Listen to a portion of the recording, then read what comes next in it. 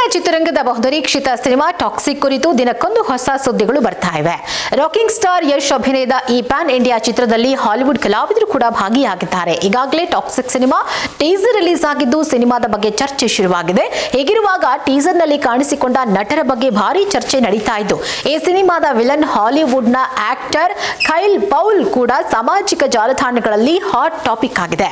ಈ ಚಿತ್ರದಲ್ಲಿ ಪ್ರಮುಖ ಪಾತ್ರವೊಂದನ್ನು ನಿರ್ವಹಿಸಿರುವ ಅಮೆರಿಕನ್ ನಟ ಕೈಲ್ ಪೌಲ್ ಚಿತ್ರೀಕರಣದ ಸಮಯದಲ್ಲಿ ತಮಗಾದ ವಿಶೇಷ ಅನುಭವಗಳನ್ನು ಶೇರ್ ಮಾಡಿಕೊಂಡಿದ್ದಾರೆ. ಇವರು ಅಮೆರಿಕದ ಖ್ಯಾತ ನಟ ಮತ್ತು ಫಿಟ್ನೆಸ್ ಮಾಡೆಲ್. ಪ್ರಸಿದ್ಧ ಟಿವಿ ಸರಣಿಗಳಾದ ಬ್ಲೂ ಬ್ಲಡ್ಸ್ ಮತ್ತು ಗೋಥಮ್ ಮೂಲಕ ಅಂತಾರಾಷ್ಟ್ರೀಯ ಮಟ್ಟದಲ್ಲಿ ಗುರುತಿಸಿಕೊಂಡಿದ್ದಾರೆ. ಈಗ ಗೀತು ಮೋಹನ್ ದಾಸ್ ನಿರ್ದೇಶನದ ಟಾಕ್ಸಿಕ್ ಮೂಲಕ ಭಾರತೀಯ ಚಿತ್ರರಂಗಕ್ಕೆ, ಅದರಲ್ಲೂ ವಿಶೇಷವಾಗಿ ಚಂದನವನಕ್ಕೆ ಹೆಜ್ಜೆ ಇಟ್ಟಿರುವುದು ನಿಜಕ್ಕೂ ಖುಷಿ ವಿಚಾರ.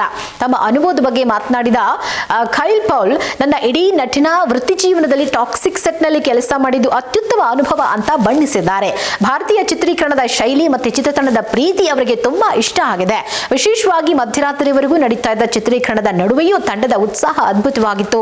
ಚಿತ್ರದ ನಿರ್ದೇಶಕಿ ಗೀತು ಮೋಹನ್ ದಾಸ್ ಬಗ್ಗೆ ಅವರು ಪ್ರಶಂಸೆಯ ಸುರಿಮಳೆಗೈದಿದ್ದಾರೆ.